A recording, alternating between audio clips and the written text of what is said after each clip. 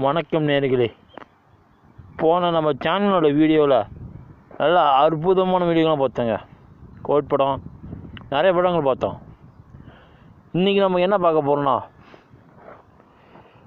நம்ம 2023ஆம் ஆண்டு நடித்த, அதுவும் நம்ம விஜய் நடித்த வாரிசு திரைப்படம் பற்றி இன்றைக்கி நம்ம பார்க்க போகிறோம். அது ஒரு அதிரடி நாடக திரைப்படமாகுங்க. அந்த படத்தோட இயக்குனர் வம்சி பைடிப்பள்ளிங்க. அந்த படத்தை திரைக்கதை எழுதியவர் அது வம்சி பைடிப்பள்ளி விவேக்குங்க. கதை எழுதியவரும் ஆசிஷோர் சல்மானுங்க. உரையாடல் விவேக்குங்க. தயாரித்தவர் தில்ராஜ் ஸ்ரீசுங்க. நடிப்புங்க விஜய், ரஷ்மிகா மந்தனா, ஆர் சரத்குமார், ஷாம் பிரபு, பிரகாஷ்ராஜ், ஸ்ரீகாந்துங்க. ஒளிப்பதிவு கார்த்திக் பழனிங்க. இந்த படத்தை திருத்தியவர் பிரவீன் KL. இசையமைத்தவர் தமன் S. தயாரிப்பு ஸ்ரீ வெங்கடேஸ்வரா கிரேன்ஸ், BVP சினிமாங்க. விநியோகித்தவர் 7 ஸ்கிரீன் ஸ்டூடியோங்க. வெளியீட்டு தேதி ஜனவரி 11, 2023ஆம் ஆண்டுங்க. மொழி தமிழுங்க. பட்ஜெட் 200 250 கோடிங்க. வசூல் 290 302 கோடிங்க. விஜய் முன்னணி வேடத்தில் நடிக்கும் 66வது படம் என்பதால் இந்த படம் செப்டம்பர் 2021 தளபதி 66 என்று தற்காலிக தலைப்பு அறிவிக்கப்பட்டதுங்க. முதன்மை ஒளிப்பதிவு ஏப்ரல் 2022 தொடங்கி டிசம்பரில் முடிந்ததுங்க. இந்த படத்தின் பெரும்பாலான படப்பிடிப்புகள் சென்னை மற்றும் ஹைதராபாத்தில் நடைபெற்றன. விசாகப்பட்டினம், பல்லாரி மற்றும் லாடாக் ஆகிய இடங்களில் அவ்வப்போது படமாக்கப்பட்டன. இசையமைத்தவர் தமன் S.ங்க. ஒளிப்பதிவு கார்த்திக் பழனி மற்றும் படத்தொகுப்புங்க பிரவீன் KL. தயாரிப்பாளர்கள் அவற்றை கட்டுப்படுத்த முயற்சித்த போதிலும் படத்தின் தயாரிப்பின் போது ஏராளமான கசிவுகள் ஏற்பட்டன. வாரிசு திரைப்படம் பொங்கல் வாரத்தில் ஜனவரி 11 2020ஆம் ஆண்டு உலகளவில் திரையரங்கில் வெளியிடப்பட்டதுங்க. விஜய் நடிப்பு, இசை, அதிரடி காட்சிகள் மற்றும் பொழுதுபோக்கு மதிப்புக்காக விமர்சகர்கள் முன்பு கலவையான விமர்சனங்களை பெற்றதுங்க. ஆனால் திரைக்கதை மற்றும் மெலோடி டிராமாட்டிக் அணுகுமுறைக்காக விமர்சனங்களை பெற்றதுங்க. இது பாக்ஸ் ஆஃபீஸில் சுமார் 290 302 கோடி வசூலித்ததுங்க. தயாரிப்புங்க செப்டம்பர் 26ஆம் தேதி 2021ஆம் ஆண்டு விஜய் முன்னணி நடிகராக நடிக்கும் 66வது படம் தளபதி 66 என்ற பெயரில் அறிவிக்கப்பட்டதுங்க. வம்சி பைடிப்பள்ளி இயக்கியுள்ள இந்த படம் ஸ்ரீ வெங்கடேஸ்வரா கிரேன்ஸ், கீர்த்தி ராஜ் மற்றும் சீரிஸ் தயாரித்து முதல் தமிழ் படங்க மற்றும் தோலா 2016. இப்படத்திற்கு பிறகு பைடிப்பள்ளியின் 2வது தமிழ் படம். தயாரிப்பாளர்களான ஆரம்பத்தில் அந்த ஆண்டின் தொடக்கத்தில் இந்த திட்டத்தை அறிவிக்க விரும்பினார்கள். ஆனால் இந்தியாவில் COVID-19 தொற்று நோய் 2வது அலை காரணமாக தங்கள் திட்டங்களை ஒத்திவைக்க வேண்டியிருந்தது என்று பைடிப்பள்ளி கூறினார்கள்.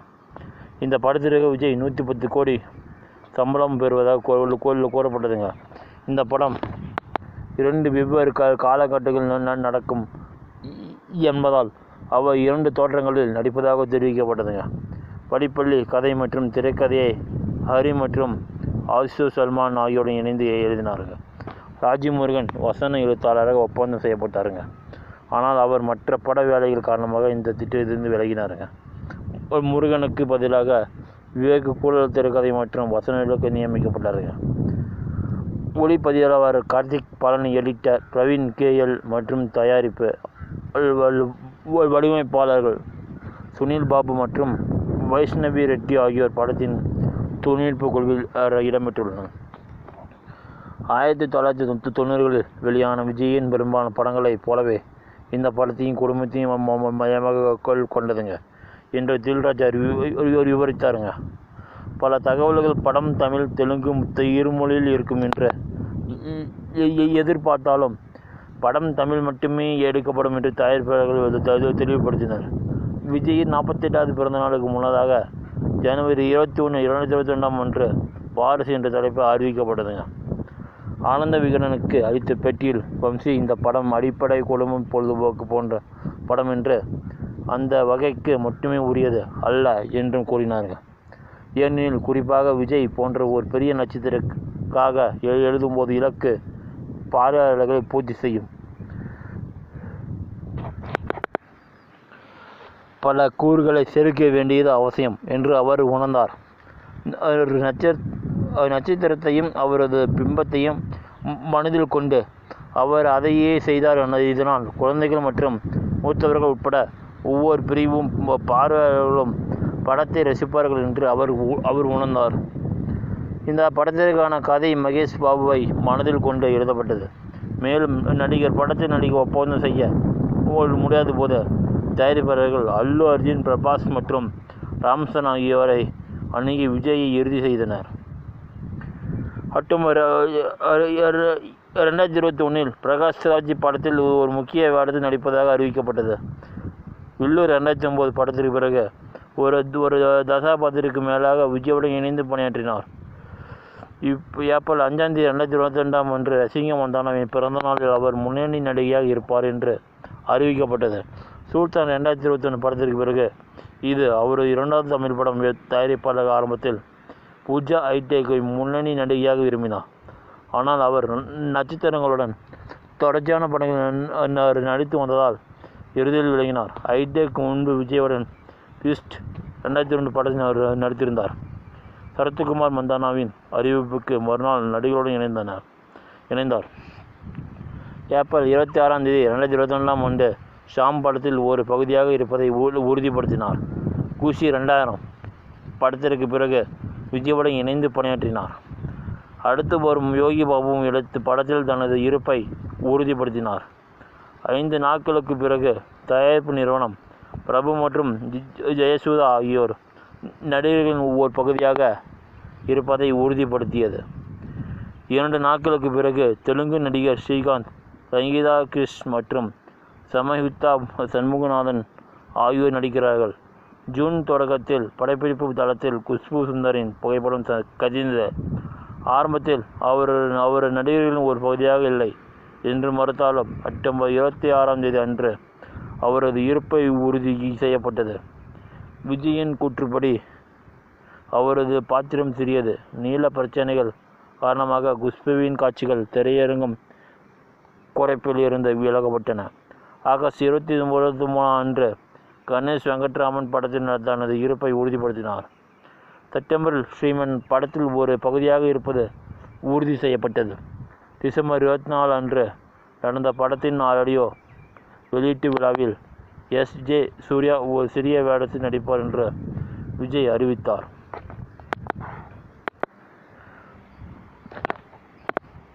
படத்தின் படப்பிடிப்புக்கான தொடக்க பூஜை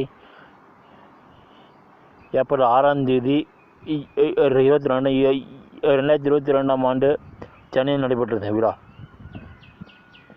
அதைத் தொடர்ந்து முதல் அட்டவின் படப்பிடிப்பு நடைபெற்றது. சென்னை கிழக்கு கடற்கரை சாலையில் உள்ள ஒரு திரைப்பட நகரத்தில் சிறப்பாக நடைபெற்றது. ஒரு தொகுப்பில் இது நடந்தது. ஏப்ரல் 15 அன்று நிறைவடைந்தது.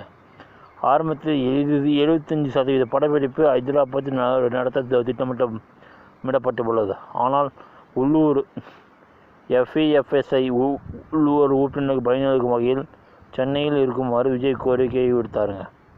மேலும் தயாரிப்பாளர்கள் ஒப்புக்கொண்டதாக கூறப்படுகிறது. இருந்தபோதிலும் ஹைதராபாத் அட்டவணை மே 3 அன்று தொடங்கி மே 23 அன்று முடிந்ததுங்க. சென்னை அட்டவணை ஜூன் 3 அன்று மீண்டும் தொடங்கியதுங்க. தொடர்ச்சியான பகுதிகளுக்கு திரைப்பட நகரத்தில் படமாக்கப்பட்டன. இதில் ஒரு பாடல் காட்சி மற்றும் சில பேசும் பகுதிகள் அடங்கும். தயாரிப்பு ஒரு குழு எடுத்து கடுமையான நடவடிக்கைகள் இருந்த போதிலும் படப்பிடிப்பு தங்களிலிருந்து எடுக்கப்பட்ட படங்கள் இணையத்தில் கசிந்தன. ஜூன் 15 படப்பிடிப்பு இடத்தை ஒரு தனியார் இடத்திற்கு மாற்ற குழு திட்டமிட்டதுங்க. இதன் விளைவாக படப்பிடிப்பு நிறுத்தப்பட்டதுங்க. ஜூன் 23 40% படப்பிடிப்பு முடிந்துவிட்டதுங்க. ஜூலையில் மற்றொரு அட்டவணை தொடங்கி இருந்ததுங்க. 4வது அட்டவணை ஜூலை 5ஆம் தேதி ஹைதராபாத்தில் தொடங்கியதுங்க. 3 வாரங்கள் நிறைவடைந்தது. ஜூலை மாதம் இறுதியில் 5வது அட்டவணைக்காக விசாகப்பட்டினம் சென்றதும் குழு பைடிப்பள்ளி நகரத்தில் நேரடி இடங்களில் படத்தை படமாக திட்டமிட்டாருங்க. ரசிகர்கள் கூடுவதை தவிர்ப்பதற்காக படம் பற்றிய விவரங்கள் வெளியிடப்படவில்லைங்க. தெலுங்கு திரைப்பட தயாரிப்பாளர்கள் சங்கம் TFGPG ஆகஸ்ட் 1ஆம் தேதி 2021ஆம் ஆண்டு தெலுங்கு படங்களின் படப்பிடிப்புகளை நிறுத்த முடிவு செய்த போதிலும் TFPG-யின் தலைவரான தில் ராஜு வாரிசு ஒரு தமிழ் படம் மொழி படம் மற்றும் இருமொழி படம் அல்ல என்பதால் படப்பிடிப்பு தொடரும் என்று உறுதியளித்தாருங்க. ஹைதராபாத்தில் தயாரிப்பின் போது படத்தின் பல ஸ்டில்கள் கசிந்தனுங்க. மேலும் ரசிகர்கள் தயாரிப்பு நிறுவனத்தின் கவனக்குறைவை விமர்சித்தனர். ஆகஸ்ட் 2021ஆம் ஆண்டு நடுப்பகுதியில் விஜய் மற்றும் மந்தானா இடம்பெறும் ஒரு பாடல் படப்பிடிப்பு நடைபெற்றது. மேலும் ஜானி மாஸ்டரால் நடனமாடப்பட்டதுங்க. செப்டம்பரில் ஒரு முன்னணி ஜோடி மற்றும் நடன இயக்குனருடன் மற்றொரு பாடலை படமாக்க குழு ஹைதராபாத் சென்றதுங்க. இறுதி அட்டவணை செப்டம்பர் 25 அன்று தொடங்கியதுங்க. இந்த அட்டவணையில் 2 சண்டை காட்சிகள் மற்றும் 2 பாடல்கள் படமாக்கப்பட்டு உள்ளன. படப்பிடிப்பு அக்டோபர் 27ஆம் தேதி 2022ஆம் ஆண்டு அன்று நிறைவடைந்தது. ஓட்டு வேலை காட்சிகள் மற்றும் இறுதி பாடல் தவிர நவம்பர் 14ஆம் தேதி 19 வரை பெல்லாரியில் படமாக்கப்பட்டதுங்க. அதைத் தொடர்ந்து ஹைதராபாத்தில் கிட்டத்தட்ட 10 நாட்கள் கிளைமேக்ஸ் காட்சிகள் படப்பிடிப்பு நடைபெற்றதுங்க. அட்டவணையின் போது ஒரு நிருபரும் அவரது குழுவினரும் படப்பிடிப்பு நடைபெறும் இடத்தின் மீது ட்ரோன் கேமராவை பறக்கவிட்டனர். ஆனால் ரசிகர்கள் கைது செய்யப்பட்டனர். இதனால் நிருபர் செட்டில் இருந்து காட்சிகளை பெறுவதை தடுத்தனர். நவம்பர் நடுப்பகுதியில் இந்த படத்தின் போஸ்ட் ப்ரொடக்ஷன் ஒரே நேரத்தில் நடந்துங்க. படப்பிடிப்பு முடிந்ததும் டிசம்பர் மாதத்திற்குள் முழு அளவிலான போஸ்ட் ப்ரொடக்ஷன் பணிகள் தொடங்குங்க. தொழில்நுட்ப குழு மாண்டேஜ் காட்சிகளை படப்பிடிக்க லாடகிற்கு சென்றது. டிசம்பர் படப்பிடிப்பு முடிந்ததுங்க. இப்போ இந்த வாரிசு படத்தோட இசையை நம்ம இப்போ பார்க்க போகிறோங்க. விஜயோட இணைந்து முதன் முறையாக இசையமைத்த இந்த இசை தொகுப்புக்கு தமன் இசையமைத்துள்ளாருங்க. இந்த ஆல்பத்தில் 5 பாடல்கள் உள்ளன. முதல் தனி பாடல் ரஞ்சிதமே நவம்பர் 5ஆம் தேதி 2022ஆம் ஆண்டு வெளியிடப்பட்டதுங்க. 2வது தனிப்பாடல் தீ தளபதி டிசம்பர் 4ஆம் தேதி வெளியிடப்பட்டதுங்க. 3வது தனிப்பாடலான சொல் ஆஃப் வாரிஸ் டிசம்பர் 20ஆம் தேதி வெளியிடப்பட்டதுங்க. ஆடியோ வெளியீடு டிசம்பர் 24 அன்று நடைபெற்றதுங்க. அசல் ஒளிப்பதிவு ஆகஸ்ட் 16ஆம் தேதி 2023ஆம் ஆண்டு நடைபெற்றதுங்க. ஜூன் 24ஆம் தேதி 2023ஆம் ஆண்டு வெளியிடப்பட்ட வாரிசு படத்தின் முதல் சுவரொட்டி சமூக ஊடக பயனர்களின் ஒரு பிரிவினால் விமர்சிக்கப்பட்டதுங்க. ஒரு பிரிவினர் ஓட்டோ ஆடை வாரியத்தின் விளம்பரங்கள் இந்த திருடப்பட்டதாக குற்றச்சாட்டப்பட்டதுங்க. மேலும் அவர்களின் குற்றங்களை வலுப்படுத்த சுவரொட்டியை திருத்தியதுங்க. ட்ரோலர்களுக்கு பதிலளிக்கும் விதமாக படம் எந்த வகையிலும் ஒரு நிறுவனத்துடன் ஒரு தொடர்பு அல்ல என்று நிறுவனம் கூறியதுங்க. படத்தின் வெளிப்புற விளம்பரங்கள் டிசம்பர் 21ஆம் தேதி டிசம்பர் தொடக்கத்தில் தொடங்கியதுங்க. படத்தின் சுவரொட்டி சென்னை மெட்ரோ ரயில்களிலும் மற்றும் உழவன் எக்ஸ்பிரஸ் ரயில்களிலும் சுற்றப்பட்டதுங்க.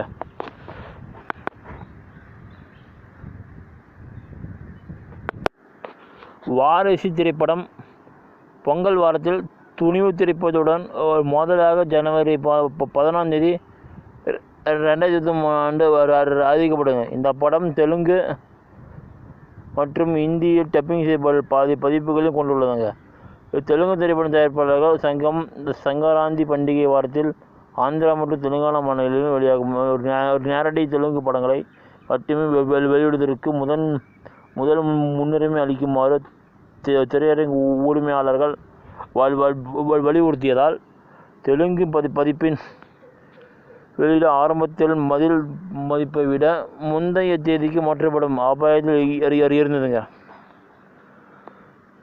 வீரசிம்மாரெட்டி மற்றும் வாட்டர் வீரையா ஆகியோர் முறையே ஜனவரி 12ஆம் தேதி மற்றும் 13ஆம் தேதி அன்று விழாவில் வெளியிட ஒரு திட்டமிடப்பட்டுள்ளதுங்க. இது போன்ற போதிலும் தெலுங்கு திரைப்படம் தயாரிப்பாளர்கள் சங்கத்துடன் பேச்சுவார்த்தை நடத்திய பிறகு தெலுங்கு பதிப்பு ஒரு திட்டமிட்டபடி வெளியிடப்படும் என்று தமிழ்நாடு திரைப்பட தயாரிப்பாளர்கள் சங்கம் அறிவித்ததுங்க. இருப்பினும் வீர சிம்மாரெட்டி மற்றும் வாட்டர் வீராவை முதலில் வெளியிட ராஜ் தேர்வு செய்ததால் தெலுங்கு பதிப்பு பின்னர் ஜனவரி 14ஆம் தேதி தள்ளி வைக்கப்பட்டதுங்க. விநியோகம் நவம்பர் மாதத்தில் 7 ஸ்கிரீன் ஸ்டுடியோ படத்தின் தமிழ்நாடு திரையரங்கு உரிமைகளை பெற்றுள்ளதாக அறிவிக்கப்பட்டதுங்க. அவர்கள் ஸ்ரீ சாய் கம்பெனிஸ் திருநெல்வேலி மற்றும் Kanyakumari, 5 star films Madurai, Radha infotainment Tiruchirappalli மற்றும் தஞ்சை மற்றும் விநியோகஸ்தர் செந்தில் சேலம் ஆகிய துணை விநியோகஸ்தர்களால் படத்தை மேலும் விநியோகிப்பார்கள். ரெட் ஜெயின் மூவி படத்தை வட ஆற்காடு, தெற்கு ஆற்காடு, சென்னை, கோயம்புத்தூர் மற்றும் செங்கல்பட்டு ஆகிய இடங்களில் விநியோகிக்கும். அஹிம்சா என்டர்டெயின்மெண்ட் இந்த படத்தை தமிழ் மற்றும் தெலுங்கு ஐக்கிய ராஜ்யத்தில் வெளியிட்டது. 4 சீசன் கிரேசஸ் பிரான்ஸ், நார்வே மற்றும் நெதர்லாந்து போன்ற ஐரோப்பிய நாடுகளில் இப்படத்தை விநியோகிக்க உரிமை பெற்றது. மலேசியருக்கான விநியோக உரிமையை ஒரு DMI கிரேன்ஸ் வாங்கியது. சிங்கப்பூருக்கான ஹோம் ஸ்கிரீன் என்டர்டெயின்மெண்ட் வாங்கியது.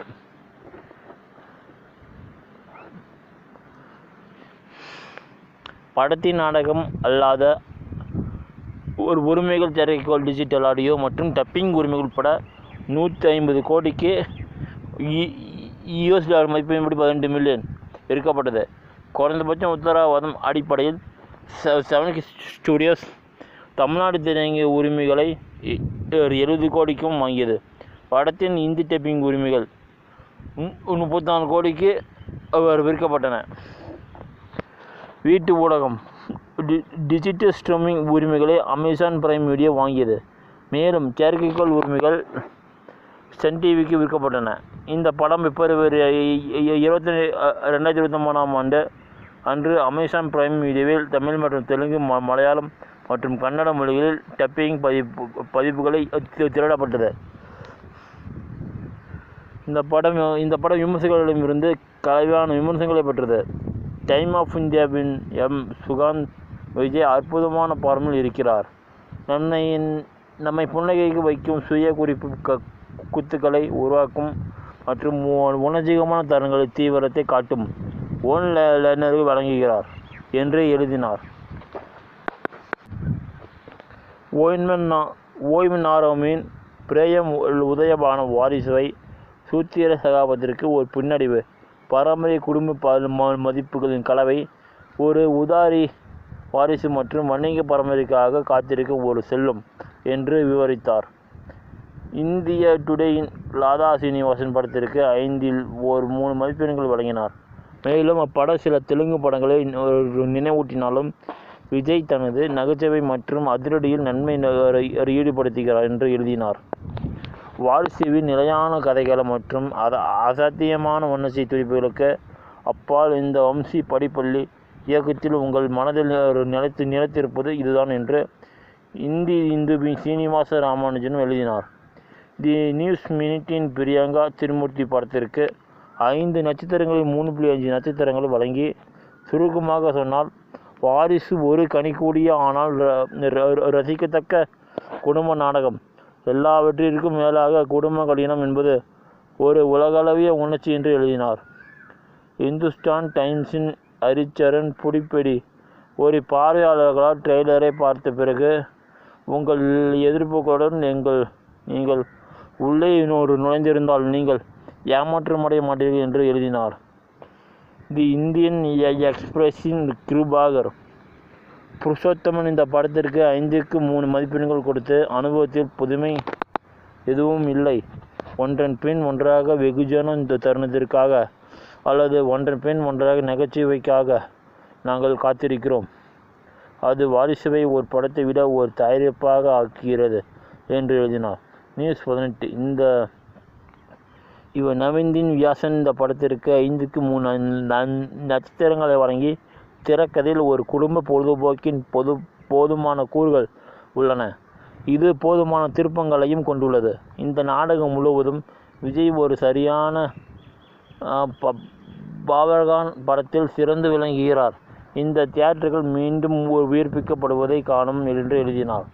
ஸ்பாட் போஸ்டின். பிரியங்கா சுந்தர் அவர்கள் செல்லுபடியாதவர்கள் என்பதல்ல, ஆனால் பெண்கள் கோப்பைகளாக கருதப்படுவதன் மறைமுகமான செய்திக்கு அவர்கள் மிகவும் பழக்கமாகிவிட்டனர்.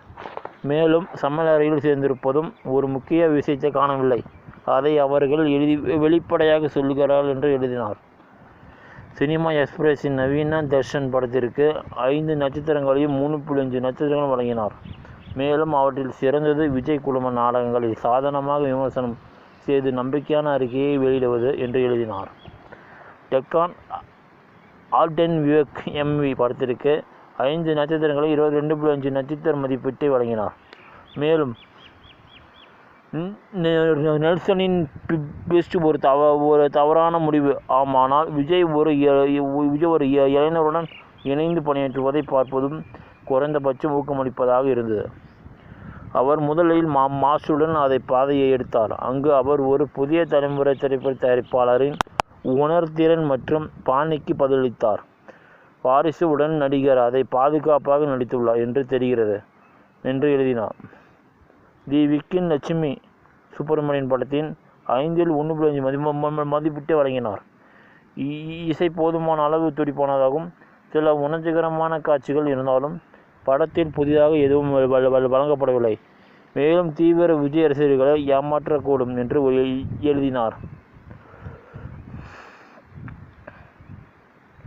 சர்ச்சைகள். ஸ்ரீ வெங்கடேஸ்வர கிரேன்ஸ் நிறுவனம் படத்தில் யானைகளை பயன்படுத்தியதாகவும், படப்பிடிப்புக்கு முன் AWBI அனுமதி பெறாமல் 2001 நிகழ்த்தும் விலங்கு பதிவு விதிகளை மீறியதாகவும் இந்திய விலங்கு நல வாரியத்தால் குற்றம் காட்டப்பட்டது.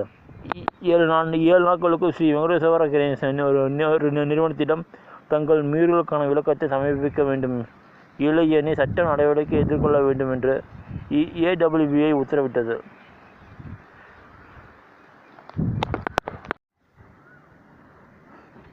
2021 தொடக்கத்திலே மாஸ்டர் படத்தின் வெற்றிக்கு பிறகு லோகேஷ் கனகராஜ் விஜயை அவரது இல்லத்தில் சந்தித்து அவரை கவர்ந்த ஒரு திட்டத்தை விவரித்ததாக கூறப்பட்டதுங்க. இந்த திட்டம் முன்னணி நடிகரின் 60வது படமாக இருக்க வேண்டும். இருப்பினும் அந்த பதவி வாரிசு 2023 படத்திற்கு சென்றதுங்க. லோகேஷ் மற்றும் விஜய் இடையேயான சாத்தியமான ஒத்துழைப்பு பற்றி அறிக்கைகள் பிப்ரவரி 2022 வரை தொடர்ந்தன. அடுத்த மாதம் மார்ச் மாதம் விஜயின் 67வது படத்தை இயக்குவதற்கான பேச்சுவார்த்தைகள் நடந்ததாக லோகேஷ் உறுதிப்படுத்தினார். அந்த மே மாதம் தற்காலிகமாக தளபதி 67 என்று பயிரிடப்பட்ட இந்த திட்டத்தை அவர் உறுதிப்படுத்தினார். இந்த திட்டத்திற்கு SS லலித்குமாரின் 7 ஸ்கிரீன் ஸ்டுடியோ நிதியளித்ததுங்க. இது மாஸ்டரை விநியோகித்து இணைந்து தயாரித்தது. விஜயின் மேலாளர் ஜெகதீஷ் பழனிசாமி இணை தயாரிப்பாளராக பணியாற்றினார். இந்த நிறுவனம் ஜனவரி 30 2023 பொது அறிவிப்பு வெளியிட்டு இந்த திட்டத்தை உறுதிப்படுத்தியது. மேலும் இந்த படத்தின் அதிகாரப்பூர்வ தலைப்பு லியோ பிப்ரவரி 2023 வெளியிடப்பட்டதுங்க. லியோ டேவிட் கரோனாபெக்கின் 2005 வெளியான ஹே ஹிஸ்டரி ஆஃப் வயலன்ஸ் திரைப்படத்தால் ஈர்க்கப்பட்டதாக லோகேஷ் தெரிவித்தாருங்க. லோகேஷின் கூற்றுப்படி, இது லியோ எழுதுகான எனக்கு உத்வேகம் அளித்தது, ஹே ஹிஸ்டரி ஆஃப் வயலன்ஸ் என் மீது அதன் முத்திரையை பதித்தது, அதிலிருந்து இந்த படம் பிறந்தது, லியோ எனது அஞ்சலி. இந்த படம் 250-300 கோடி பட்ஜெட்டில் தயாரிக்கப்பட்டதுங்க. மேலும் விஜய் எனது ஊதியமாக 120 கோடி. $14 மில்லியன் பெற்றதாக கூறப்படுகிறதுங்க. இருப்பினும் இப்படத்தின் தயாரிப்புக்கு பயனளிக்கும் வகையில் வருவாய் பகிர்வு மாதிரியை எடுக்க அவர் முடிவு செய்ததாக கூறப்படுகிறது.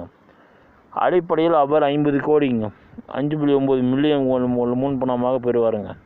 மேலும் லாபத்தில் ஒரு பகுதி நடிகரின் ஊதியமாக பெறப்படுங்க. தமிழ் பார்வையாளர்களை திருத்தப்படுவதில் கவனம் செலுத்த விரும்பியதால் இதையே ஒரு பான் இந்திய படமாக மாற்றுவதற்கு விஜய் ஆதரவாக இல்லைங்க.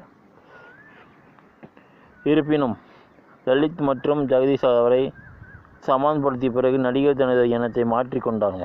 படம் பரந்த பார்வையாளர்களை பூர்த்தி செய்ய உதவும் வகையில் அசல் கதையிலும் சில மாற்றங்கள் செய்யப்பட்டன.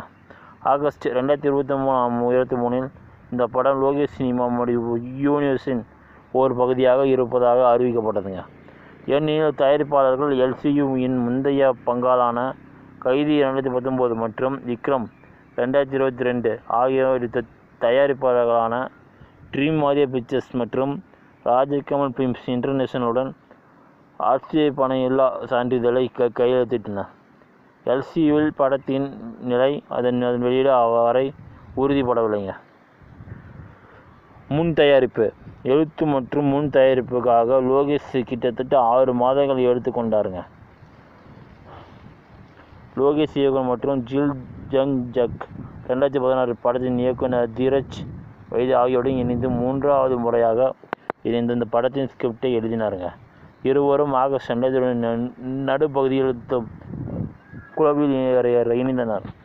லோகேஷை மாஸ்டர் போல்லாமல் இந்த படம் முழுமையாக அவரது பாணியில் தயாரிக்கப்படும் என்று கூறினாருங்க. இது 50% விஜய் படமாகவும் 50% அவருடைய படமாகவும் அவர் கருதினார். டிசம்பர் 5, 2022 அன்று சென்னையில் உள்ள AVM ஸ்டுடியோவில் படத்தின் நடிகர்கள் மற்றும் குழுவுடன் ஒரு முகில் பூஜை நடைபெற்றதுங்க. டிசம்பர் 7ஆம் தேதி படத்திற்கான விளம்பர வீடியோவை கிட்டத்தட்ட 3 நாட்கள் படமாக்கினார். ஜனவரி 2023 நடுப்பகுதியில் பரமஷா ஒளிப்பதிவாளராக அறிவிக்கப்பட்டாருங்க. இது லோகேஷுடன் அவரது முதல் ஒத்துழைப்பையும் நண்பன் மற்றும் பீஸ்ட் படங்களுக்கு இது பிறகு விஜயோட 3வது ஒத்துழைப்பையும் குறிக்கிறதுங்க. அனிருத் ரவிச்சந்தர் இயக்குனருடன் தொடர்ந்து 3வது படமாக இசையமைப்பாருங்க. லோகேஷ் தனது வழக்கமான தொழில்நுட்ப வல்லுநர்களின் பெருமை பாராட்டுகளை தக்க வைத்து கொண்டாருங்க. இதில் எடிட்டர் புலோமின் ராஜ், லண்டன் நடன இரட்டையர் அன்பறிவு, நடன இயக்குனர் தினேஷ் குமார் மற்றும் கலை இயக்குனர் என் சதீஷ்குமார் ஆகியோர் அடங்குவாருங்க. பிரவீன் ராஜ் விஜய்க்கு உடைகளை வடிவமைப்பாருங்க. அவருடன் அவரது வழக்கமான ஆடை அமைப்புகள் பல்வீர் சிங் மற்றும் ஏகா லாக்னி ஆகியோரும் அடங்குவாருங்க. தயாரிப்பு நிறுவனத்தில் படத்தின் நிர்வாகம் தயாரிப்பாளராக ராம்குமார் பாலசுப்ரமணியன் நியமிக்கப்பட்டாருங்க. விஜய் இந்த கதாபாத்திரத்திற்காக சாம்பல் நிற கொண்ட சிகை அலங்காரத்தை அணிவாருங்க. இது 30 வெவ்வேறு தோட்டங்களுக்கு பிறகு உறுதி செய்யப்பட்டதுங்க. த்ரிஷா பெண் கதாநாயகியாக நடித்தாருங்க. கில்லி 2004 திருப்பாச்சி 2005, ஆதி 2006, பூர்வி 2008 பிறகு 5வது முறையாக விஜய்க்கு ஜோடியாக நடித்தாருங்க. 2வது தென்னிந்திய படத்திலும் முக்கிய எதிரிகளில் ஒருவாறு நடிப்பது உறுதி செய்யப்பட்டதுங்க. KGF அத்தியாயம் 2 படத்திற்காக விவரிக்கப்பட்ட ஒரு வரியால் ஈர்க்கப்பட்ட பின்னர் இந்த திட்டத்தின் ஒரு பகுதியாக இருக்க ஒப்புக்கொண்டாருங்க. பிரியா ஆனந்த் படத்தில் ஒரு முக்கிய பாத்திரத்தில் இணைந்தார். அதே நேரத்தில் அர்ஜுனும் ஒரு முக்கிய பாத்திரத்தில் நடித்தாருங்க. அவர் அதை ஆக்ஷன் கிங் என்ற தனது பட்டத்தை நியாயப்படுத்தும் வித்தியாசமான மற்றும் புதிய ஒன்று என்று அழைத்தாருங்க. மும்பை போலீஸ், ஐயப்பனும் கோஷி மற்றும் லூசிஃபர் ஆகிய படங்களில் நடிகரின் நடிப்பால் இயக்கப்பட்டதால் லோகேஷ் ஆரம்பத்தில் பிருத்திவிராஜ் சுகுமாரனை இந்த வேடத்தில் நடிக்க விரும்பினாருங்க. ஆனால் திட்டமிடல் முரண்பாடுகள் காரணமாக அவர் மறுத்துவிட்டாருங்க. முதன்மை படைப்பு ஜனவரி 2, 2023 அன்று சென்னையில் உள்ள EVP ஃபிலிம்ஸ் சிட்டியில் முதல் அட்டவணை தொடங்கியதுங்க. படத்தின் சிறிய பகுதிகள் ஜனவரி கடைசி வாரத்தில் கொடைக்கானலில் நடைபெற்றன. மேலும் அடுத்த அட்டவணை நடைபெறும் ஜம்மு மற்றும் காஷ்மீருக்கு பயணிக்க தேதிகள் ஒதுக்க முடியாததால் மிஸ்கின் தனது சில பகுதிகளுக்கு அங்கு படமாக்கினார். இரண்டாவது அட்டவணை பிப்ரவரி 1 காஷ்மீரில் தொடங்கியதுங்க. இந்த அட்டவணையின் போது விஜயின் காட்சிகள் கசிந்து வயலானதுங்க. கசிந்து உள்ளடக்கத்தை பகிர்வதை தவிர்க்குமாறு படத்தின் அதிகாரப்பூர்வ தொழில்நுட்ப பாதுகாப்பு கூட்டாளியை மக்கள் எச்சரிக்கை தூண்டியதுங்க. இல்லையெனில் அவை நீக்கப்படும். மேலும் படப்பிடிப்பில் இருந்த ஸ்டில்கள் மற்றும் வீடியோக்கள் கசிவதை தடுக்க பெரும்பாலான நடிகர்கள் மற்றும் குழுவினர் படப்பிடிப்பு தளங்களில் மொபைல் போன்களை பயன்படுத்த தடை விதிக்கப்பட்டதுங்க. பிப்ரவரி 27 அன்று மிஸ்கின் படத்திற்கான தனது பகுதிகளின் படப்பிடிப்பு முடித்துவிட்டதாக ட்வீட் செய்தாருங்க. அதில் ஒரு தீவிரமான ஸ்டண்ட் காட்சியும் அடங்குங்க. மார்ச் மாதம் தொடக்கத்தில் மேனன் படத்திற்கான படப்பிடிப்பை முடித்துவிட்டதாக அறிவித்தாருங்க. மனோஜ் பர்ம்சா ஒரு IMAX சான்றளிக்கப்பட்ட RED 8K கேமராவை எடுத்து வந்து குறிப்பிடத்தக்கதுங்க பகுதிகளை படமாக்கினாருங்க. இது ஒரு தமிழ் படத்திற்கான முதல் முறையாகும். மார்ச் 11 அன்று காஷ்மீர் அட்டவணையில் தனது பகுதிகளிலான படப்பிடிப்பை தொடங்கினார். மேலும் அவற்றை ஒரு நாட்களுக்கு முடித்தாருங்க. மார்ச் 21 அன்று அந்த இடத்தில் ஏற்பட்ட ஒரு சிறிய நிலநடுக்க காரணமாக படப்பிடிப்பு நிறுத்தப்பட்டதுங்க. காஷ்மீர் அட்டவணை மார்ச் 23 அன்று முடிந்ததுங்க. அன்றைய ஜம்மு மற்றும் காஷ்மீர் அட்டவணையில் திரைக்கு பின்னால் உள்ள வீடியோவை ஸ்டூடியோ பகிர்ந்து கொண்டதுங்க. திரைக்கு பின்னால் பணியாற்றினார். ஜம்மு காஷ்மீர் அட்டவணையை நிறைவேற்றியதற்காக படக்குழுவினர் ஒவ்வொருக்கும் இயக்குனர் நன்றி தெரிவித்தாருங்க. இந்த அட்டவணையில் தால் ஏரி, ஹஸ்ராபால் ஆலயம், சோனாமார்க், பல்காம் மற்றும் சீனா ஆகிய இடங்களில் படமாக்கப்பட்டதுங்க. மூன்றாம் அட்டவணை மார்ச் 29 அன்று சென்னையில் தொடங்கி திட்டமிடப்பட்டதுங்க. ஆனால் ஏப்ரல் 5 அன்று தொடங்கியது. இந்த அட்டவணைக்காக ஒரு செட் அமைக்கப்பட்டதுங்க. இது ஒத்திவைக்க வழிவகுத்தது. விஜய், தத், த்ரிஷா, அர்ஜுன் மற்றும் பிரியா ஆனந்த் ஆகியோருடன் ஒரே நேரத்தில் அட்டவணை எழுந்தன. 17 நாட்கள் நீடிக்கும் என்று தெரிவிக்கப்பட்டதுங்க. சில அதிரடி காட்சிகள் மெகாபாட் கேமரா மூலம் படமாக்கப்பட்டன. த்ரிஷா, தத் மற்றும் அர்ஜுன் மே மாதம் முதல் படப்பிடிப்பை தொடங்குவார்கள். லோகேஷ் குறைந்தது 2000 பின்னணியுள்ள கலைஞர்களை கொண்ட அறிமுக பாடல் காட்சியை படமாக்க செய்வது திட்டமிட்டார். ஜூன் தொடக்கத்தில் சென்னையில் 500 பின்னணி கலைஞர்களுடன் இந்த பாடல் படமாக்கப்பட்டது. இந்த பாடலை 7 நாட்களுக்குள் படமாக தயாரிப்பாளர்கள் 7,08,30,000 செலவிட்டனர். பரமசா அதிரடி காட்சிகளை உயர தெளிவுத்திறனில் படமாக்க ஒரு கோமோடோ எக்ஸ் கேமராவை வாங்கினார். இதனால் இந்த கேமரா பயன்படுத்தி படமாக்கப்பட்ட முதல் இந்திய படமானார். ஜூன் மாதம் இறுதியில் தயாரிப்பு தெலங்கானாவுக்கு மாற்றப்பட்டது. இதில் அட்டவணை ஹைதராபாத்திலும் இறுதிக்கட்ட பகுதி ராமோஜி ஃபிலிம் சிட்டியிலும் படமாக்கப்பட்டதுங்க. விஜய் தனது பகுதிகளுக்கான படப்பிடிப்பை ஜூலை 10ஆம் தேதிக்குள் முடித்திருந்தாருங்க. முதன்மை புகைப்படம் ஜூலை 14ஆம் தேதியுடன் முடிவடைந்ததுங்க. படப்பிடிப்பு 125 வேலைகள் நாட்கள் நீடித்ததுங்க. மாதத்திற்கு பிறகு ஒரு குழு ஒட்டு வேலை படப்பிடிப்பதற்காக ஜம்மு காஷ்மீருக்கு திரும்பியதுங்க.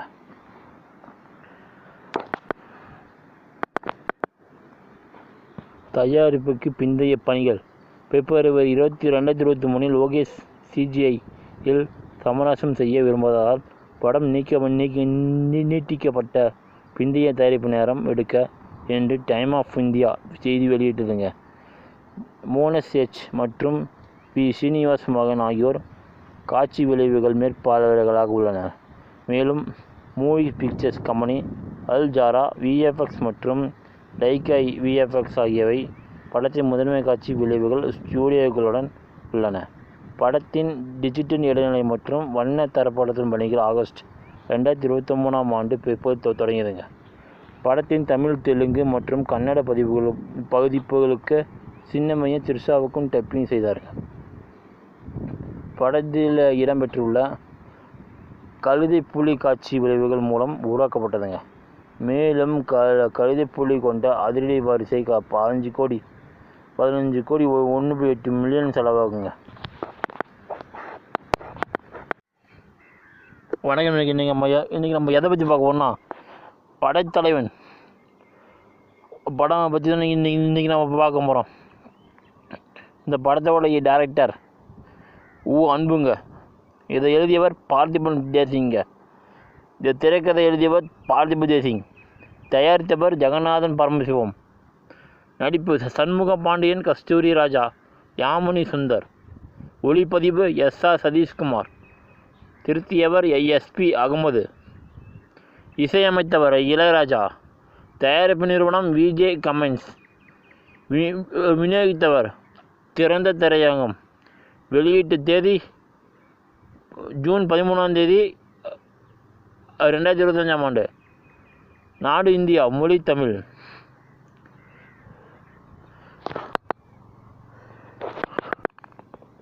நடிகர்கள் வேலுவாக சண்முக பாண்டியன், வேலுவின் அப்பாவாக கஸ்தூரி ராஜா, யாமின் சுந்தர், முனிஷ்காந்த், திலகனாக கர்டன் ராம், ரிஷி ரித்வி, ஏ வெங்கடேஷ், சரவணாக யூகி சேது, சி ஜித்து ரவி, அருள்தாஸ், லோகு என்பிகேஎஸ். சிறப்பு தோற்றத்தில் ஏஐ பயன்படுத்தி பேராசிரியர் ரமணாக விஜயகாந்த் நடித்தார்.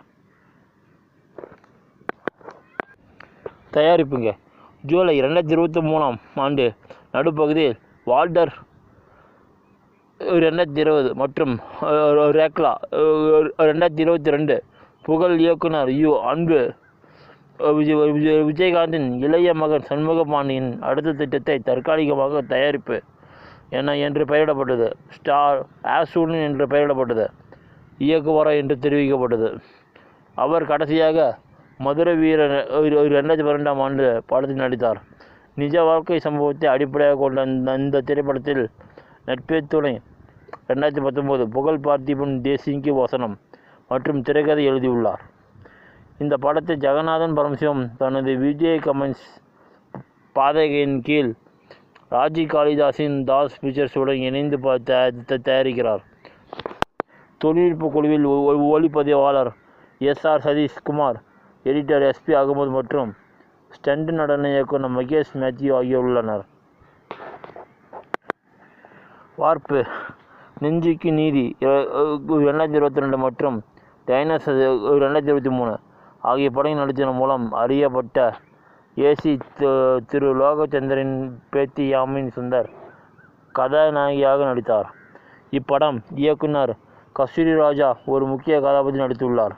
முனிஷ்காந்த், எம்.எஸ். பாஸ்கர், கர்டன் ராம், ரிஷி ரித்வி, ஏ வெங்கடேஷ், யூகி சேது, ஸ்ரீஜித் ரவி, அருள்தாஸ் மற்றும் பலர் துணை வேடங்களில் அவர்கள் நடித்துள்ளனர். ராகவலாரஸ் சண்முக பாண்டியுடன் பணிபுரிய ஆர்வத்திற்கு பிறகு படத்தில் ஒரு சிறப்பு தோற்றத்தில் எழுத அவரை அணுகியதாக தெரிவிக்கப்பட்டது. ஜூலை 14 2023 அன்று சென்னையில் ஒரு பூஜை விழாவிற்கு பிறகு முன்தினமே படப்பிடிப்பு தொடங்கியது. சினிமா எக்ஸ்பிரஸிற்கு அளித்த பேட்டியில் அன்பு 20 நாட்களுக்கு கொண்ட முதல் அட்டவணையை கேரளாவில் முடிவடையதாக, இரண்டாவது அட்டவணை செப்டம்பர் 8 2023 அன்று பாங்காங் மற்றும் ஒடிசா போன்ற இடங்களில் தொடங்க திட்டமிடப்பட்டதாகவும் தெரிவித்தார். படைத்தலைவன் இசைத்தொகுப்பு இளையராஜ் ஸ்டுடியோ, இளையராஜ் ஸ்டுடியோஸ் சென்னை. வகை திரைப்பட ஒளிப்பதிவு. மொழி தமிழ். லேபிள் எம்ஆர்டி இசை. தயாரிப்பாளர் இளையராஜா. இசையமைப்பாளர் இளையராஜா இசையமைத்துள்ளார். முதல் தனிப்பாடலான உன்முகத்தை பார்க்கையிலே நவம்பர் 30 2024 அன்று வெளியிடப்பட்டது. விஜயகாந்தின் பிறந்த நாளை முன்னிட்டு ஆகஸ்ட் 25 2023 அன்று படத்தின் தலைப்பு வெளியிட்டு போஸ்டர் வெளியிடப்பட்டது. அப்படத்தின் தலைப்பை படைத்தலைவன் என்று வெளிப்படுத்தியது. டிசம்பர் 13 2024 அன்று 2 நிமிடம் நீள ட்ரெய்லர் வெளியிடப்பட்டது. அதில் பாடலின் பிற்பகுதியில் விஜயகாந்தின் 1989 திரைப்படமான பொன் செல்வனில் இருந்து நீ பொட்டு வச்ச பாடல் மற்றும் அவரது செயற்கை நுண்ணறிவு தோற்றம் ஆகியவை இடம்பெற்றன. என் தந்தை எப்போதும் இங்கே இருந்திருந்தால் என்னை நம்பி மக்களை பாதுகாக்க சொல்வார் என்று வசனத்தில் சண்முக பாண்டியன் தனது தந்தைக்கு அஞ்சலி செலுத்தும் விதமாக சேர்த்தார். வெளியீட்டுக்கு முந்தைய ஆடியோ வெளியீட்டு நிகழ்வு மே 15 2025ஆம் ஆண்டு அன்று சென்னையில் ஏஆர் முருகதாசன், எம். சசிகுமார், பொன்ராம் மற்றும் பிற முக்கிய பிரமுகர்கள் முன்னிலையில் நடைபெற்றது. நாடகம் சார்ந்த படைத்தலைவன் திரைப்படம் ஜூன் 13ஆம் தேதி 2025ஆம் ஆண்டு அன்று திரையில் வெளியிடப்பட்டது. முன்னதாக இது மே 23ஆம் தேதி அன்று வெளியிடப்பட்டது ஒரு திட்டமிடப்பட்டுள்ளது. ஆனால் திரை ஒதுக்கீடு சிக்கல்கள் காரணமாக குறிப்பிட்ட தெரிவிக்கப்படாமல் ஒத்திவைக்கப்பட்டது. முன்னதாக இது பொங்கலுக்கு 2025ஆம் ஆண்டு அன்று வெளியிட திட்டமிட்டுள்ளது. வரவேற்பு. சினிமா எக்ஸ்பிரஸின் அக்ஷயகுமார் 2.5 நட்சத்திரம் வழங்கினார். மேலும் படைத்தலைவன் இருக்கக்கூடிய ஒன்றை வரையக்கூடிய திறன் கொண்டது இறுதியில் ஒரு குழப்பமான படமாக மாறுகிறது. ஒரு மனிதனுக்கு விலங்கும் இடையிலான பிணைப்பு ஆராயும் படத்தை மொழி எழுதுவதா அல்லது அடிமைத்தனத்தின் தலைகளை உடைத்து கொடுங்கோலரை வெல்ல ஒரு கிராமத்திற்கு வரும் ஒரு வெளிய தானே என்பதுதான் எழுத்தாளர்களின் குழப்பம். தி டைம்ஸ் ஆஃப் இந்தியாவின் அபினவ் சுப்பிரமணியன் 2.5 நட்சத்திரங்கள் வழங்கினார். மேலும் படம் தன்னை 2 தனித்துவமான பகுதிகளாக பிரித்த கொள்கிறது. அவை ஒருவருக்கொருவர் அரிதாகவே பேசுகின்றன. படைத்தலைவன் ஒரு இருக்கக்கூடிய சாகசியன் எலும்புகளை கொண்டுள்ளது. ஆனால் ஒரு எளிய கதைகளுக்கு கூட செயல்படுவதற்கு முன்பு சிந்திக்கும் கதாபாத்திரங்கள் தேவை என்பதை அவர் மறந்துவிடுகிறார்கள் என்று எழுதினார். ஒரு தினமணியின் தாமராஜ குரு 1.5 நட்சத்திரம் வழங்கினார். கதை, திரைக்கதை மற்றும் நடிகர்கள் தேர்வு ஆகியவற்றில் கொடுக்கப்பட்ட வேண்டிய முக்கியத்துவம் வலியுறுத்தின. டெய்லி தந்தியின் ஒரு விமர்சகர் படத்தின் திரைக்கதையை பாராட்டி மதிப்பாய்வு செய்தார். ஆனால் தர்கதிரியன் மேல்களை விமர்சித்தார்.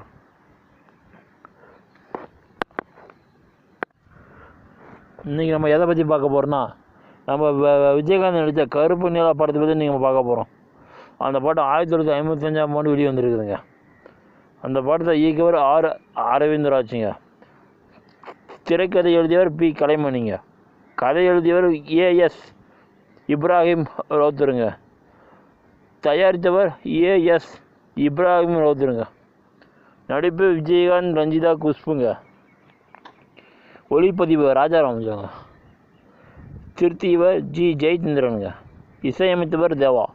தயாரிப்பு நிறுவனம் ரவுத்தர் ஃபிலிம்ஸ். விநியோகித்தவர் ஜிவி ஃபிலிம்ஸ். வெளியீட்டு தேதி இந்த ஜனவரி 14ஆம் தேதி 1995ஆம் ஆண்டுங்க. இந்தியாங்க. மொழி தமிழுங்க. கதைக்களம். சண்முக பாண்டியன் ஒரு கருணை உள்ளம் கொண்டவர். அவர் தனது தந்தை செல்வநாயகம், தாய் லட்சுமி மற்றும் சகோதரி சுமதி ஆகியோருடன் வசிக்கிறார். செல்வநாயகம் ஒரு மரியாதைக்குரிய எஸ்டேட் உரிமையாளர். பின்னர் சண்முகம் பாண்டியனும் திவ்யாவும் ஒருவர் காதலிக்கிறார்கள்.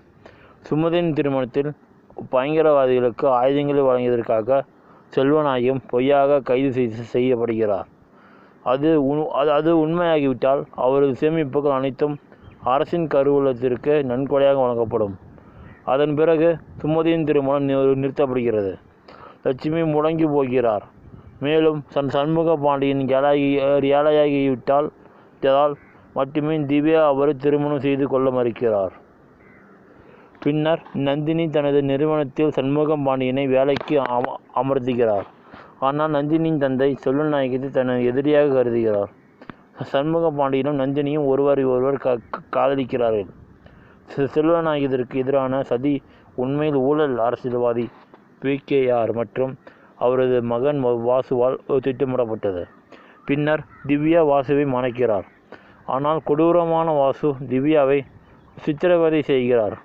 மீதமுள்ள கதை சண்முகம் பாண்டியன் தனது தந்தையின் குற்றமற்றவர் என்பதை நிரூபித்து திவ்யா மற்றும் நந்தினியின் உதவியுடன் வில்லன்களை பழிவாங்குவதை பற்றியது.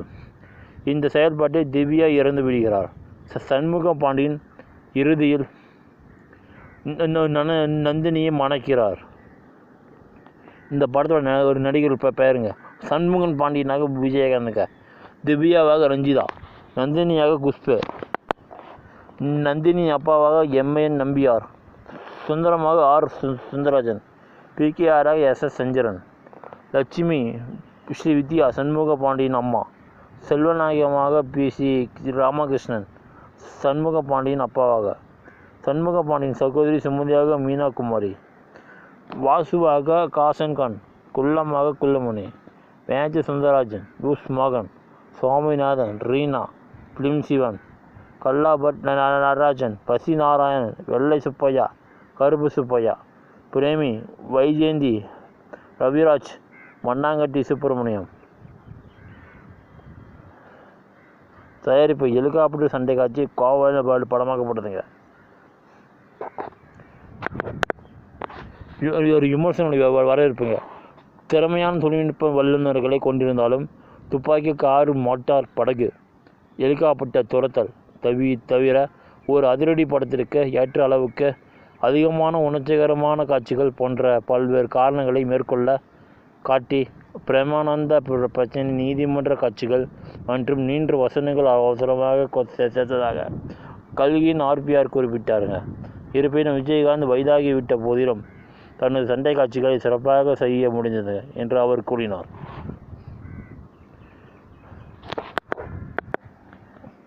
அடுத்து நம்ம எந்த படத்தை பற்றி பேசுகிறோன்னா, கருப்பு வெள்ளை படத்தை பற்றி நீங்கள் பேச வரும்.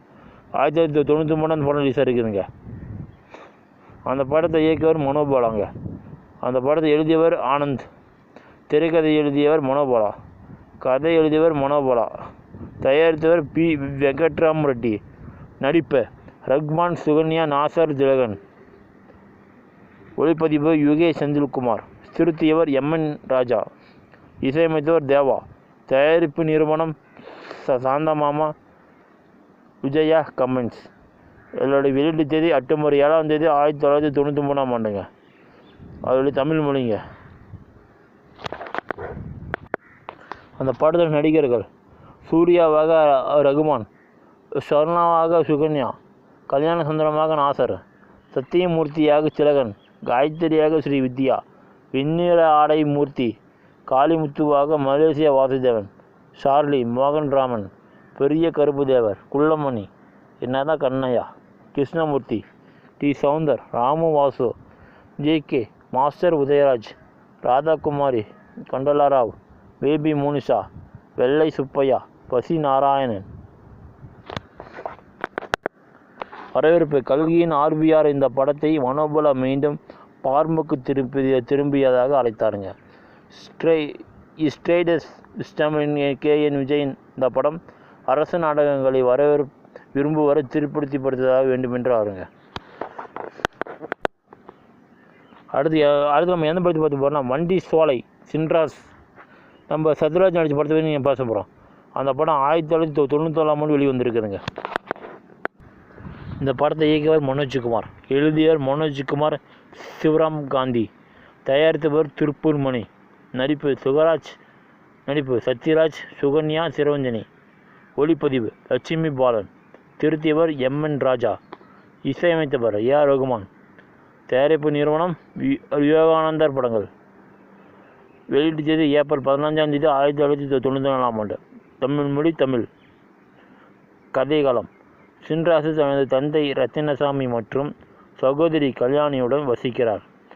ரத்தினசாமி வனத்துறை அலுவலகத்தில் ஓட்டுநராக பணிபுரிகிறார். சின்ராசுக்கு மாவட்ட எண்ண அதிகாரியாக வேண்டும் என்பதுதான் குறிக்கோள். ஏதோ ஒரு பிரச்சனையால் ரத்தினசாமியின் இடமாற்றம் உத்தரவு கிடைக்கிறது. குடும்பம் வண்டிச்சாலை நகரத்திற்கு குடிபெயர்கிறது. படத்தின் முதல் கதை சின்ராசுவின் தற்போதைய நிலைமை காட்டுகிறது. சின்ராசு சிறையில் இருக்கும் காட்சியிலிருந்து படம் தொடங்குகிறது. ஓரிரு மாதங்கள் அவர் தூக்கிலிடப்படுவார். இதை கேட்டதும் சின்ராஸ் தனது கடந்த கால வாழ்க்கையை அவருக்கு எப்படி அத்தகைய தண்டனை கிடைத்தது என்பதை நினைவு கூறுகிறார்.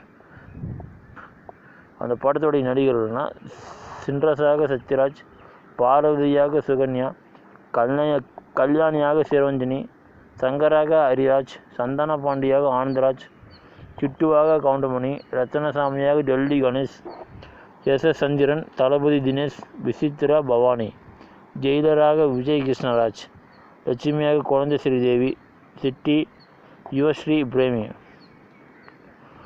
இது வரவேற்புங்க. வண்டிச்சோலை சென்ட்ராஸ் ஏப்ரல் 15 ஆண்டு வெளியிடப்பட்டதுங்க. மேலும் ஒரு விமர்சகர்களிடமிருந்து கலவையான விமர்சனங்களை பெற்றதுங்க. இந்தி எக்ஸ்பிரஸ் எழுதியது. இந்த கதை வசனத்திலும் புதியது எதுவும் இல்லைங்க. காட்சிகளும் இல்லை. நடிப்பு மிகவும் சோம்பலாக உள்ளது. New Straits Times K. Vijay இந்த படம் தீவிர சத்யராஜ் ரசிகர்களுக்கானது என்று எழுதினார். கல்கியின் ஆர். சத்யராஜின் நடிப்பு திறமை வீணாகிவிட்டதாக உணர்ந்தார். மலேசியாவில் படம் வெளியிடுவதற்காக கடைசி 20 நிமிடங்கள் மலேசிய திரைப்படம் தணிக்கை வாரியத்தால் நீக்கப்பட்டன.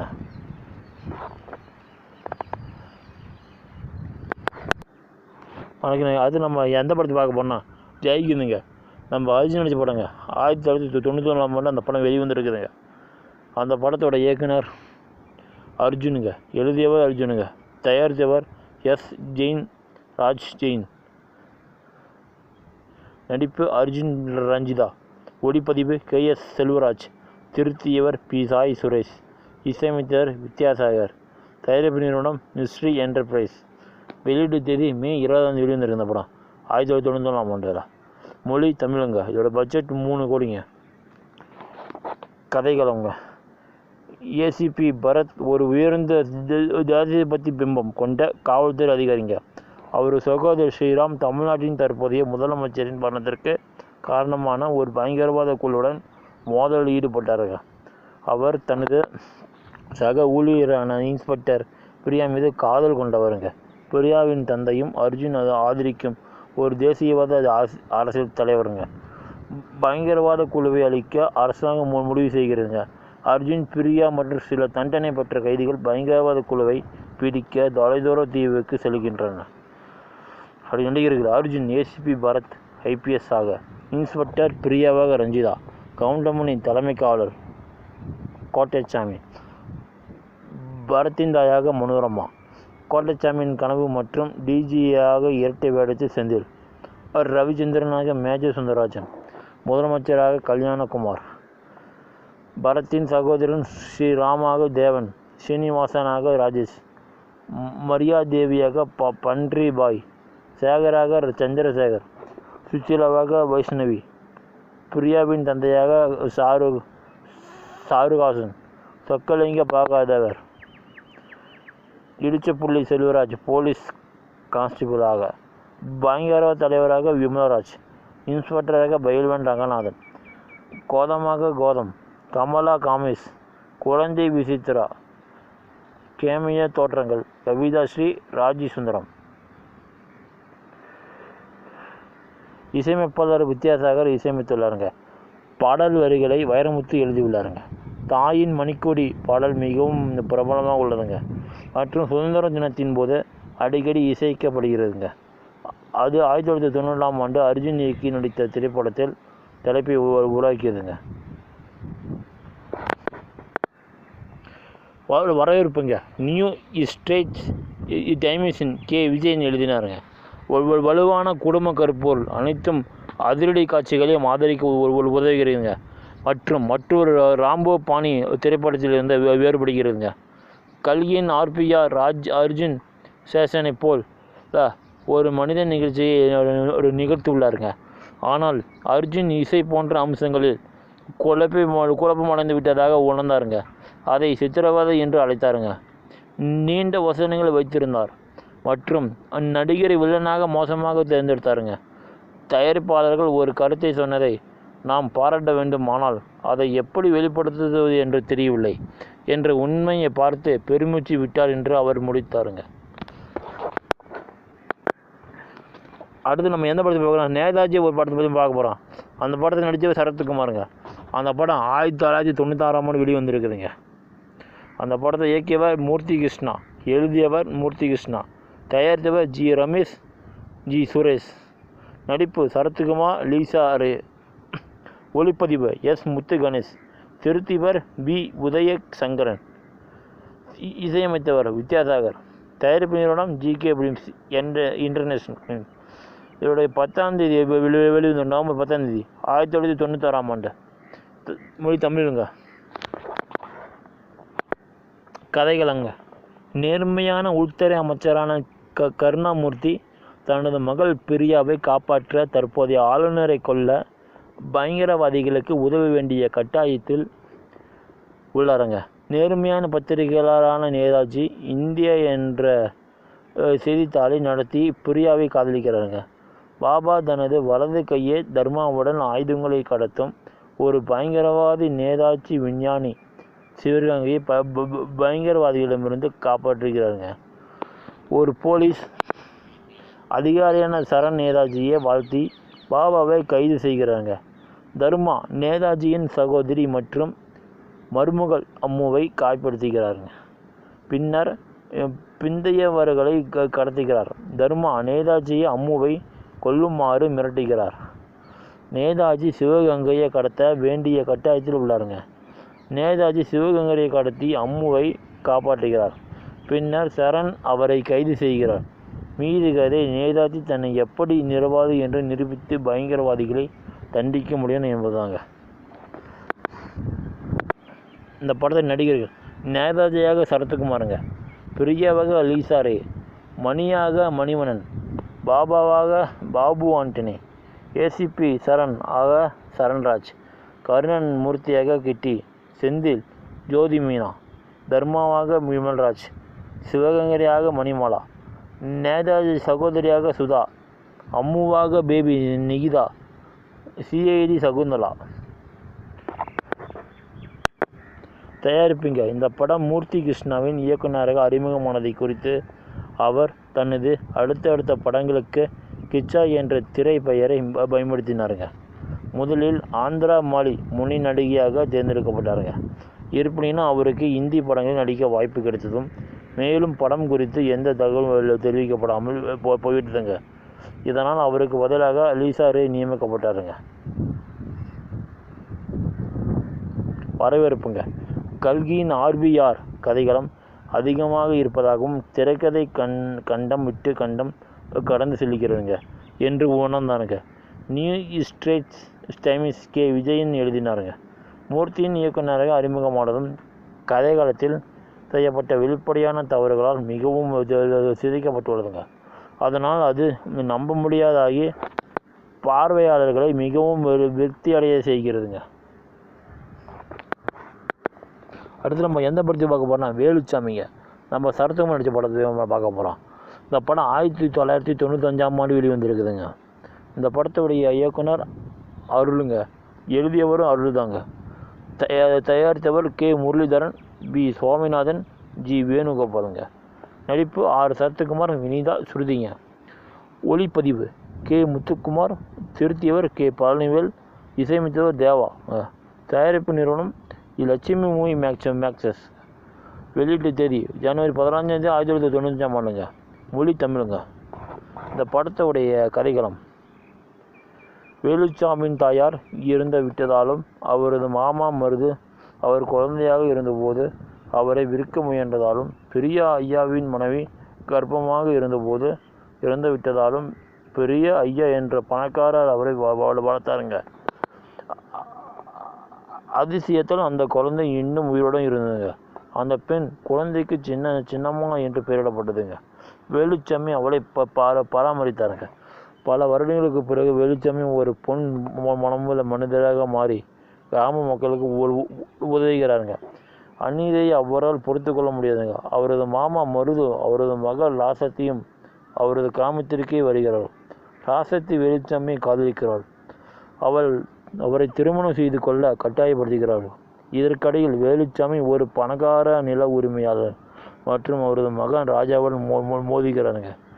கடைசியில் வேலுச்சாமி ராசத்தியை திருமணம் செய்து கொள்வதாக உறுதியளிக்கிறாருங்க. சின்னம்மாவின் கனவு நிறைய குழந்தைகளை பெறுவது. எனவே வேலுச்சாமி அவளுக்கு ஒரு மாப்பிள்ளை தேடுகிறாருங்க. ஆனால் பெரிய ஐயா அவள் உயிருடன் இருந்தால் அவளை கோவிலுக்கு கொடுப்பதாக கடவுளிடம் வாக்குறுதி அளித்தால் அவளுடைய திருமணத்துக்கு மறுக்கிறாருங்க. வேலுச்சாமியால் அதை ஏற்றுக்கொள்ள முடியாது. அவருடைய கனவுகளை காப்பாற்ற அவளை வலுக்கட்டாயமாக மணக்கிறார்கள். உண்மையில் பெரிய ஐயா பொய் சொன்னார். அவர் வேலுச்சாமியிடம் உண்மையை சொல்கிறார். சின்னம்மாவின் உடல் பிரசவத்திற்கு மிகவும் பலவீனமாக உள்ளது. எனவே பெரிய ஐயா தனது மகளின் திருமணத்தை முடிந்தவரை தாமதமாக தள்ளிப்போட